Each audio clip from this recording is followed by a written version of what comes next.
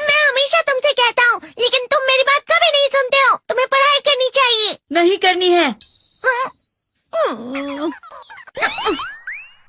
देखो, ये क्या है? इसे फ्लो ऑफ टाइम कहते हैं। जब तुम आलस करोगे तो ये टाइम इसी तरह बहकर तुम्हारे ऊपर से यूं ही निकल जाएगा। वो क्या होता है डोरेमोन? तुम्हें और समझाना पड़ेगा। तुम तो बिल्कुल भी समझदार नहीं हो नोबिता। और समझदार बनने के लिए तुम्हें पहले पढ़ाई करनी चाहिए, समझ गए? लेकिन आज टेस्ट के लिए भी ज्यादा अच्छे से पढ़ाई नहीं की थी। क्या सच में? आज का रिजल्ट क्या होगा? शायद 0 मिलेगा। मैं कुछ नहीं कर पा रहा हूँ। मुझे सब पता है। मैं कितने भी कोशिश कर लूँ, लेकिन मुझसे कुछ नहीं होगा। बुरा मत सोचो।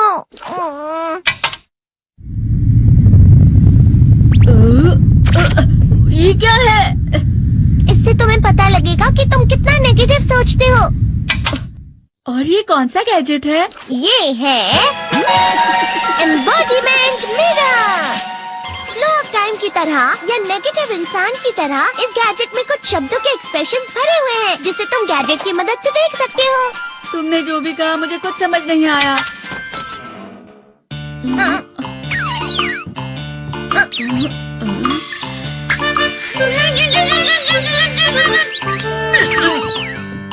ये क्या था डोरेमोन? एक कहावत है, लोमड़ी की वजह से बुरा होना। ये तुम्हें यही बता रही है। ये तो मजेदार है। मुझे और ट्राई करना है। ये खिलौना नहीं है नोबिता। मैंने निकाला था तुम्हें चीजें दिखाने के लिए। रुक जाओ। मैं इससे बहुत सी चीजें कर सकता हूँ। इसका स्विच ऑन कर देता हूँ। तुम फिर से खेलने जा रहे हो? हाँ, मैं जा रहा हूँ मॉम। तुम पढ़ाई नहीं कर रही हो। मुझे बस इस साल के रिजल्ट का इंतजार है। दुख हुआ, मुझे बहुत दुख हुआ। मेरे कानों को बहुत ज्यादा दुख हुआ। इसका मतलब है कि उसके कान खराब होते हैं।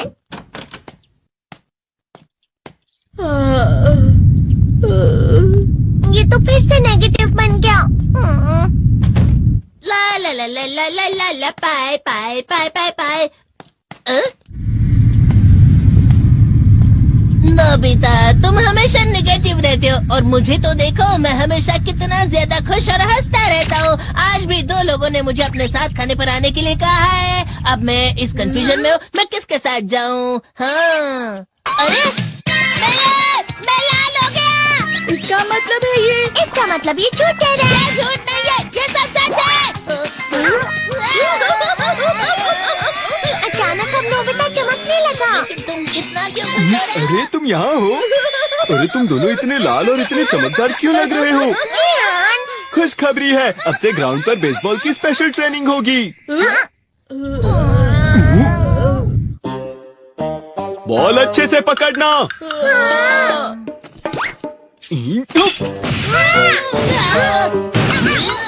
तुम सब क्या कर रहे हो? अच्छे से पकड़ो। ये वाकई सब बेकार मैं है। इतनी तेज बॉल नहीं पकड़ सकता हूँ। जियान, क्या हुआ सुनियो? मुझे तुम्हारे बगल में खड़े होकर तुम्हें शानदार स्विंग करते हुए देखना है, क्योंकि मैं अपनी प्रैक्टिस स्विंग की जगह तुमसे 100 गुना ज्यादा अच्छे से सीख सकता हूँ ना। ठीक है सुनियो, अब तुम कैचर हो। अरे वाह जियान। तैयार हो जाओ। अच्छे से पकड़ना, ठीक है? ये लो।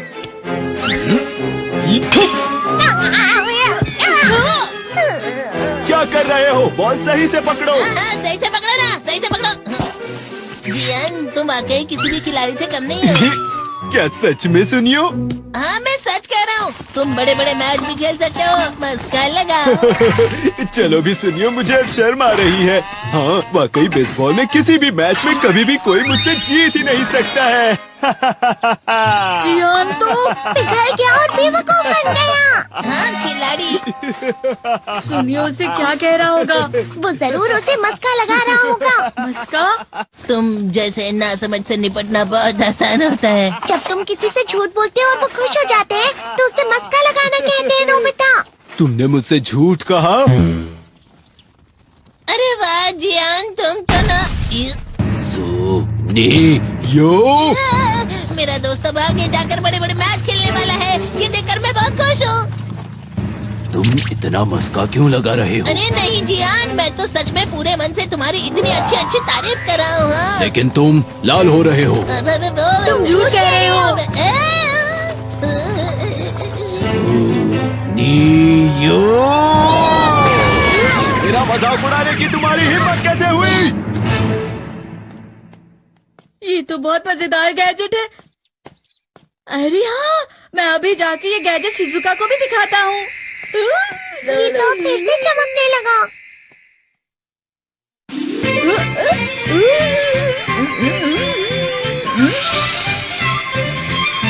शिजुका!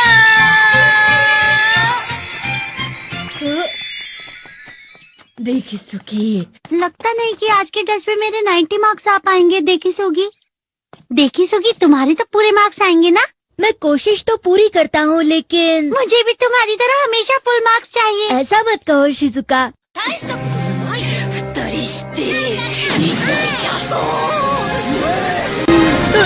ये क्या हो रहा है डोरेमोन? ये बुरा लगने की आग है। मैं डर रहा हूँ, मैं डर रहा हूँ। बहुत गर्म है, बहुत गर्म है, बहुत गर्म है। बहुत ज्यादा गर्म है पानी। अरे नहीं, प्लीज मुझे माफ कर दो। नहीं, मैं तो बच गया। हाँ? डोरेमोन, कभी कभी मैं सोचता हूँ शिजुका डेकिसुकी के साथ इतना क्यों रहती है। तुम बहुत जल्दी नेगेटिव हो जाते हो नोबिता। वो पढ़ाई में अच्छा है, स्पोर्ट्समैन भी है, समझदार है, वो बहुत अच्छा लड़का है। मैं उसके सामने कुछ नहीं। नोबिता! इसका मतलब क्या है डोरेमोन? इसका मतलब होता है कि दुख की गहराई में गिर जाना। अरे हाँ, ये मुझ पर भी लागू होता है ना। बस थोड़ा सा। चलो वापस घर चलते हैं।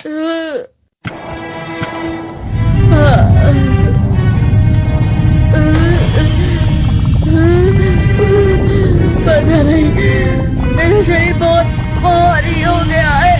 हमारा शरीर भारी नहीं होता, हमारा मन भारी हो जाता है। अरे हाँ, इसे कहते हैं मन का भारी होना। और जिस तरह से मैं चल रहा हूँ उसे कहते हैं कांटों भरा रास्ता।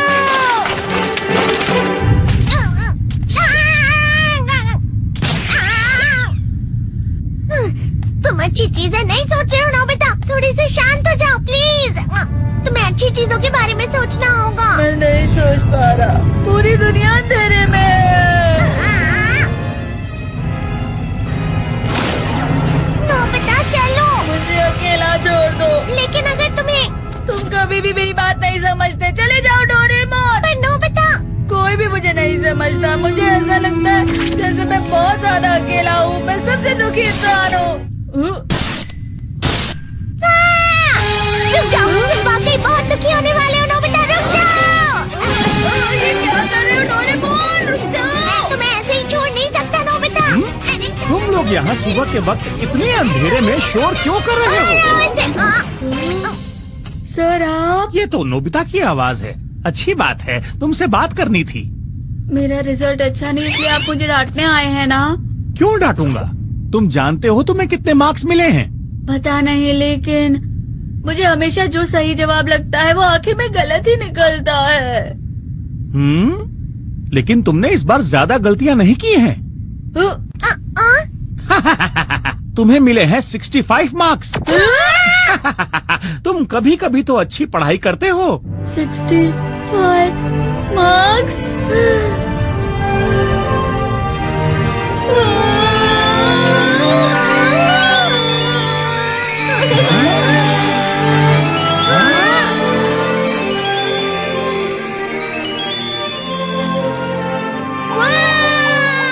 अब इससे क्या हो गया? ये सातवें आसमान में उड़ रहा है सर। ओह अच्छा।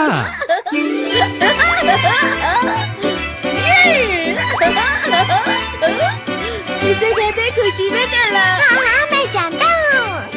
हाँ, ये प्लम का फूल है। ये तो वो तो दिख रहा है। और यहाँ भी है। हाँ, ये अच्छा लग रहा है। हवा? क्या हवा? मुझे कल से कुछ अलग लग रहा है।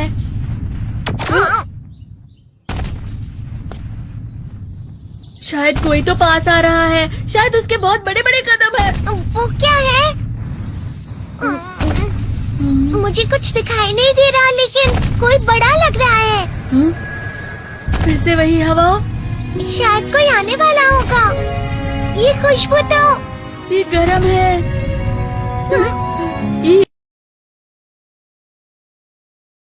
My best friend Leo was the human definition of plot armor. I mean it. The guy was literally indestructible. When we were 16, he got swept up in an EF3 tornado in Oklahoma and woke up in a cornfield with nothing but a sprained ankle. At 22, he walked away from a massive fiery pileup on the I-95. The paramedics literally called him Superman. So, when he suggested backcountry snowboarding in the Rockies for our 30th birthdays, I didn't even look at the avalanche warnings. If Leo was there, we were completely untouchable, right? The first day was insane. We were carving down this beautiful, untouched powder, just laughing, having the absolute time of our lives, and then we heard the crack. It sounded like a cannon going off right above our heads. Entire mountain just way. A literal tidal wave of white, roaring down at 80 miles per hour. We couldn't outrun it. The avalanche hit us like a freight train. I was tumbling, choking on ice.